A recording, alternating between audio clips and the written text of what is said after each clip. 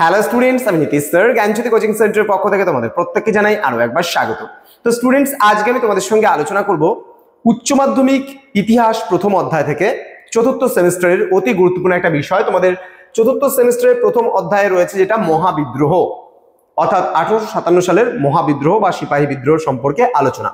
কিন্তু আজকের আমি যে বিষয়টি নিয়ে আলোচনা করবো সেটা হচ্ছে 1857 খ্রিস্টাব্দের বিদ্রোহের অর্থনৈতিক কারণ বা প্রেক্ষাপট কি ছিল মহাবিদ্রোহের, সেই নিয়ে কিন্তু আজকে বিস্তারিত আলোচনা হবে। তো তোমাদের এই বছরের জন্য আমি প্রত্যেকটা বিষয় তোমাদের ধাপে ধাপে দিচ্ছি। প্রত্যেকটা বিষয়ের ক্লাসগুলো তোমরা আমাদের ইউটিউব চ্যানেলে পাবে। তোমরা চ্যানেলটিকে সাবস্ক্রাইব করে পাশে থাকা বেল আইকন অল প্রেস করে দাও, যাতে নেক্সট টাইম থেকে কোনো ভিডিও আপলোড করলে তার নোটিফিকেশন তুমি পেতে পারো। এছাড়া তোমরা যদি ভাবো আমার থেকে অনলাইনে কোর্সগুলোকে নেবে, তাহলে আমাদের পিস্টিকল এডুকেশনে চলে যাও। প্লে স্টোরে অ্যাপ পেয়ে যাবে, PISTICALL পিস্টিকল এডুকেশন। পিস্টিকল এডুকেশনে তোমরা একটা অ্যাপ পেয়ে যাবে, মানে পিস্টিকল এডুকেশনে আমাদের কোর্স পেয়ে যাবে। সেখানে গিয়ে স্কুল সিলেক্ট করবে এবং সেখানে গিয়ে হিস্ট্রি যে বিষয়টা রয়েছে সেই বিষয়টা তোমরা পারচেস করতে পারবে। এখানে এইচএস এর বিভিন্ন বিষয়গুলো দেওয়া আছে। একেবারে পুরো কোর্সটা রেকর্ডিং ভার্সনে ক্লাস পাবে, তোমরা নোটস পাবে, সাজেশনস পাবে, মক টেস্ট সিরিজ পাবে। সমস্ত কিছু মিলে আমাদের কোর্সটা ডিজাইন করা হয়েছে, যেখানে কোর্স ফি 699 এর বদলে আমরা এখন অফার দিচ্ছি পুরো সেমিস্টারের কোর্স ফি মাত্র 199 রুপিসের বিনিময়ে তোমরা কিন্তু পেয়ে যাচ্ছ।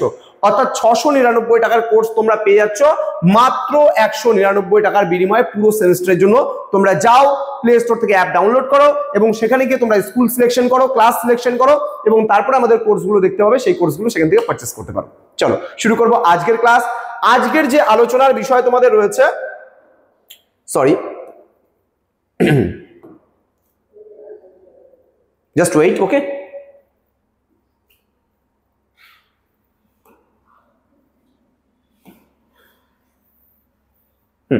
আজকে যে আলোচনার বিষয় তোমাদের সঙ্গে যেটা নিয়ে আলোচনা করব সেটা হচ্ছে 1857 খ্রিস্টাব্দের মহাবিদ্রোহের অর্থনৈতিক কারণ কি ছিল, কি কারণে মহাবিদ্রোহ হয়েছিল, এই নিয়ে বিস্তারিত আলোচনা করবো। দেখো, প্রথমত আমরা যদি বলি মহাবিদ্রোহ সংগঠনের পেছনে কিন্তু অনেকগুলো কারণ ছিল।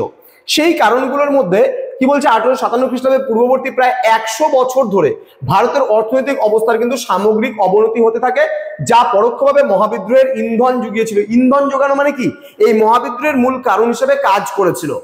কোম্পানির বিভিন্ন রাজ্য অধিগ্রহণের ফলে শুধুমাত্র বিভিন্ন রাজবংশ ও তাদের আশ্রিত সামন্তরাই ক্ষতিগ্রস্ত হয়নি, জনসাধারণও কিন্তু আর্থিক দিক থেকে বিশেষভাবে ক্ষতিগ্রস্ত হয়েছিল। এবার এই কারণগুলো কি কি, একে একে আমরা সেই কারণগুলো নিয়ে আলোচনা করব। প্রথমত, দেশীয় সেনাকর্মীদের আর্থিক দুর্দশা। দেখো কি বলেছে, বিভিন্ন দেশীয় রাজা ও নবাবের অধীনে যে সমস্ত সেনা কর্মচারী ছিল, কোম্পানির রাজ্য অধিগ্রহণের ফলে কিন্তু তারা চাকরি এবং জীবিকাচ্যুত হয়েছিল এবং তাদের পরিবারবর্গ চরম আর্থিক দুর্দশায় পড়ে। এজন্য ইংরেজ কোম্পানির বিরুদ্ধে তারা অস্ত্র ধারণ করেছিল। অর্থাৎ যখনই তাদের টান লাগলো, অর্থাৎ বলে না তুমি আমাকে হাতে মারো, হাত দিয়ে তুমি আমাকে মারো, তাতে আমার কোনো যায় আসে না, কিন্তু আমায় ভাতে মেরো না। আর যখন আমার পেটে লাথি মারবে তখন কিন্তু আমি সেটাকে সহ্য করতে পারবো না। যার জন্য কি বলেছিল, কোম্পানি রাজ্য অধিগ্রহণ করছে ঠিক আছে, কিন্তু রাজ্য অধিগ্রহণ করার পরে কিন্তু আমাদের বহু কর্মচারী যারা চাকরি হারিয়েছিল, যারা দেশীয় কর্মচারী ছিল তারা কিন্তু চাকরি হারিয়েছিল এবং এই চাকরি হারানোর ফলে তাদের পেটে লাথি পড়েছিল। অর্থাৎ তুমি আমায় হাতে মারো তাতে কোনো অসুবিধা নেই, কিন্তু তুমি আমায় যখনই ভাতে তুমি আমাকে লাথি মারবে, তার মানে কি, সেটা আমি সহ্য করতে পারবো না, এই সহ্য ক্ষমতাটা আমার মধ্যে কখনোই থাকবে না। যার জন্য কি হয়েছিল, ইংরেজ কোম্পানির বিরুদ্ধে কিন্তু আমাদের যে দেশীয় যারা কর্মচারী ছিল, যারা আমাদের ভারতীয় যারা কর্মচারী ছিল, তারা কিন্তু অস্ত্র ধারণ করেছিল, অর্থাৎ আন্দোলনে ঝাঁপিয়ে পড়েছিল, যেটাকে আমরা বলতে পারি মহাবিদ্রোহ। এখানে একটা ছবি তার তোমরা দেখতে পাচ্ছ যে পুরো জনগণ একদিকে আছে এবং একদিকে আছে ব্রিটিশ ইংরেজ সরকার, এবং এই জনগণরা কিন্তু অস্ত্র, দেখো সবার হাতে হাতে অস্ত্র, এবং এই অস্ত্র ধারণ করেছিল কার এগেইনস্টে, ব্রিটিশদের এগেইনস্টে। নেক্সট পয়েন্টে আমরা চলে যাব, পুরনো জমিদার শ্রেণীর অসন্তোষ।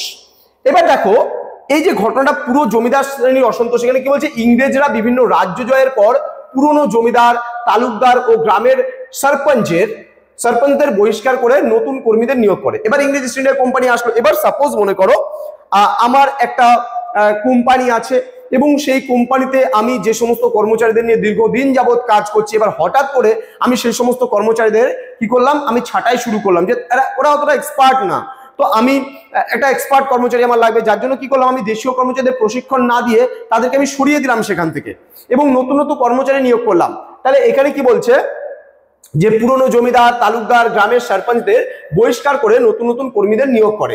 লর্ড ডালহৌসির আমলে কোম্পানির এই প্রবণতা বৃদ্ধি পেলে বহিষ্কৃত জমিদার শ্রেণীর সরকারের বিরুদ্ধে কিন্তু বিদ্রোহ ঘোষণা করে। অর্থাৎ যে স্থানীয় সরকার বা ব্রিটিশ প্রশাসন আছে সেই ব্রিটিশ প্রশাসনের বিরুদ্ধে কিন্তু বিদ্রোহ ঘোষণা করেছিল। এখানেও তার তোমরা একটা প্রতিচ্ছবি কিন্তু এখানে দেখতে পাচ্ছ। ক্লিয়ার?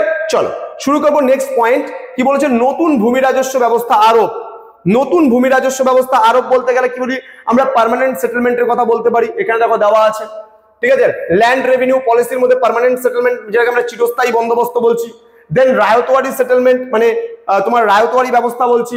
দেন মহলওয়ারি সিস্টেম, মহলওয়ারি এছাড়া 5 সালা 10 সালা 1 সালা বিভিন্ন ধরনের বন্দোবস্ত, ভাইয়াচারি বন্দোবস্ত, বিভিন্ন ধরনের বন্দোবস্ত কিন্তু ইংরেজ ইস্ট ইন্ডিয়া কোম্পানি বিভিন্ন সময় করেছিল এবং তাদের পলিসিতে পরিবর্তন নিয়ে এসেছিল, তাই না? তো কি বলছে, কোম্পানি প্রবর্তিত চিরস্থায়ী বন্দোবস্ত, মহলওয়ারি বন্দোবস্ত, রায়তওয়ারি বন্দোবস্ত প্রভৃতি নতুন ভূমি রাজস্ব ব্যবস্থা আরোপের ফলে একদিকে কৃষকদের ওপর বিপুল পরিমাণ রাজস্বের বোঝা চাপে, অন্যদিকে খাজনা বাকি পড়লে রায়ত ও কৃষক পুরনো জমিদারদের জমির মালিকানা সত্ত্ব বিলোপ করা হয়।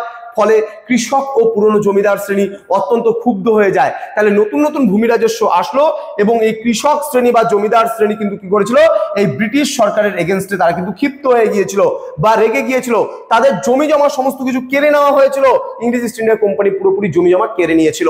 তাহলে এইভাবে দিনের পর দিন যে স্থানীয় জমিদার যারা আছে তাদেরকে অবমাননা করা হচ্ছে, যারা কৃষক আছে তাদেরকে অবমাননা করা হচ্ছে। তাহলে এইভাবে দিনের পর দিন কত আর অবমাননা সহ্য করা যায়?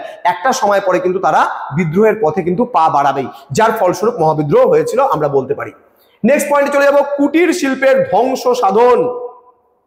কুটির শিল্পের ধ্বংস সাধন ব্যাপারটা কি দেখো, প্রথমত আমরা যদি বলি আমাদের ভারতীয় যারা সেই সময় শিল্পী ছিল, কুটির শিল্পী মানে যারা হস্তশিল্প বা ছোটখাটো শিল্পের সঙ্গে জড়িত ছিল, কিন্তু ইংরেজ ইস্ট ইন্ডিয়া কোম্পানি অষ্টাদশ শতক নাগাদ কিন্তু কি হয়েছিল, তোমার তাদের শিল্প বিপ্লব ঘটেছিল এবং আমাদের ভারতীয় কৃষকরা যখন খাদ্যশস্যের চাষ করছে, হ্যাঁ, তখন তাদেরকে জবরদস্তি অগ্রিম টাকা বা দাদন দিয়ে তাদের উপরে কিন্তু জোর জুলুম করে তাদেরকে শিল্প পণ্যের যে চাষ সেই চাষ করাতে কিন্তু তাদেরকে বাধ্য করেছিল। তাহলে এখানে আমরা দেখতে পাই কোম্পানির আমলে অবশিল্পায়নের ফলে ঐতিহ্যশালী ভারতীয় কুটির শিল্প ধ্বংস হয়ে যায়। ফলে অসংখ্য ভারতীয় তাঁতি, কারিগর এবং শ্রমিক জীবিকাচ্যুত হয়ে পড়ে এবং তাদের অবস্থা শোচনীয় হয়ে ওঠে। ফলে তাদের অসন্তোষ মহাবিদ্রোহের সময় কিন্তু ফেটে যায় এবং মহাবিদ্রোহ এর ফলে দেখা দেয়। ওকে, নেক্সট বলছে সম্পদের নির্গমন। সম্পদের নির্গমন বলতে ইংরেজ ইস্ট ইন্ডিয়া কোম্পানি পলাশির যুদ্ধের পর থেকে, বিশেষ করে বক্সারের যুদ্ধ, পলাশির যুদ্ধ 1757, বক্সারের যুদ্ধ 1764, 1765 দেওয়ানি লাভ করেছিল এবং এই দেওয়ানি লাভ করার পর থেকে ইংরেজ ইস্ট ইন্ডিয়া কোম্পানি কি করেছিল, ভারতের সম্পদ হস্তগত করতে শুরু করেছিল এবং নিজেদের দেশে পাঠাতে শুরু করেছিল, যেটাকে আমরা বলি সম্পদের বহির্গমন। অর্থাৎ আমাদের দেশের সম্পদ আমাদের দেশের বাইরে ইংল্যান্ডে চলে যাচ্ছে, অর্থাৎ ব্রিটিশ ইস্ট ইন্ডিয়া কোম্পানি তাদের দেশে নিয়ে চলে যাচ্ছে, তাহলে এটাকে বলা হয় সম্পদের বহির্গমন ঘটেছিল। তাহলে ইংরেজ কোম্পানি ভারত থেকে বিপুল পরিমাণ অর্থ এবং সম্পদ লুণ্ঠন করে ইংল্যান্ডে প্রেরণ করে বা পাঠাতে থাকে। ফলে ভারতের অর্থনীতি কিন্তু দুর্বল হয়ে পড়ে এবং অসংখ্য কর্মচ্যুত মানুষ কিন্তু বিদ্রোহ ঘোষণা করতে বাধ্য হয়, তাই না? ওকে, তো এই ছিল আজকে আমাদের ক্লাস। তো স্টুডেন্টস এখানে আমাদের ডিটেলসটা দেওয়া আছে, দেখো পিস্টিকল এডুকেশন বলে আমাদের অ্যাপ আছে প্লে স্টোরে, তোমরা পেয়ে যাবে। pistikal.com নামে আমাদের যে তোমার ওয়েবসাইট রয়েছে, সেখানে তোমরা ভিজিট করতে পারো। আমাদের এখানে পিডিএফ আকারে বইও পাবে, ইবুক যেটাকে বলা হয়। দেন বলছে স্কুল স্টাডি, তোমাদের ইউটিউব চ্যানেল, সেটাকে সাবস্ক্রাইব করে পাশে থাকা বেল আইকন অল প্রেস করে দেবে। যদি কোনো রকমের ইস্যু হয় অ্যাপ্লিকেশনে, কোনো জিনিস, কোনো ফ্রড নয়, আমাদের সেন্টার একদম নর্থ বেঙ্গল এ বলতে পারো সব থেকে বড় ইনস্টিটিউট এবং অল ওভার ওয়েস্ট বেঙ্গলে ডব্লিউবি বোর্ড বলো বা গোটা ওয়েস্ট বেঙ্গলে যতগুলো ইউনিভার্সিটি আছে সমস্ত ইউনিভার্সিটির আন্ডারে বিভিন্ন কলেজের স্টুডেন্টদেরও আমাদের সেন্টারে শিক্ষা দেওয়া হয়। তোমরা পুরো দেখতে পারো, তোমরা ভিডিও কলে আমাদের পুরো সেন্টার দেখতে পারো, তারপরে অ্যাডমিশন নিতে পারো। পুরো ট্রাস্টেড বলতে পারি, একদম পুরো ট্রাস্টেড। তোমরা ভিজিট করো, দেখো, আমাদের সিআই এর নাম্বার আছে, সেন্ট্রাল গভর্নমেন্টের পারমিশন নাম্বার আছে, ইচ এন্ড এভরিথিং। তোমরা আমাদের সঙ্গে সরাসরি যোগাযোগ করতে পারো এখানে। এবং আমাদের কিন্তু লোকেশনও দেওয়া আছে, জ্ঞানজ্যোতি কোচিং সেন্টার বলে গুগল ম্যাপে সার্চ করলে আমাদের লোকেশনটাও তোমরা পেয়ে যাবে, যেটা আমাদের মেইন ব্রাঞ্চ বা main centre Dayaram Jot, Naxalbari, Darjeeling 734429 pin code. তো জ্ঞানজ্যোতি কোচিং সেন্টার তোমাদের পাশে আছে সবসময়, ছিল, আছে এবং ভবিষ্যতে থাকবে। তো আমরা এতদিন ধরে খালি শুধুমাত্র কলেজের স্টুডেন্টদেরই পড়াতাম, কিন্তু এখন আমরা স্কুল ব্যাচটাও শুরু করেছি নতুন ভাবে। তো তোমরা যারা ভাবছো আমাদের সঙ্গে যুক্ত হবে, ইজিলি ভাবে যুক্ত হতে পারো আমাদের জ্ঞানজ্যোতি কোচিং সেন্টারে। দেখা হচ্ছে খুব তাড়াতাড়ি আরো একটা নতুন ক্লাস নিয়ে, নতুন কোনো টপিকের সঙ্গে। তোমরা প্রত্যেকেই ভালো থেকো, সুস্থ থেকো। Thank you so much, thanks for watching after all, thank you.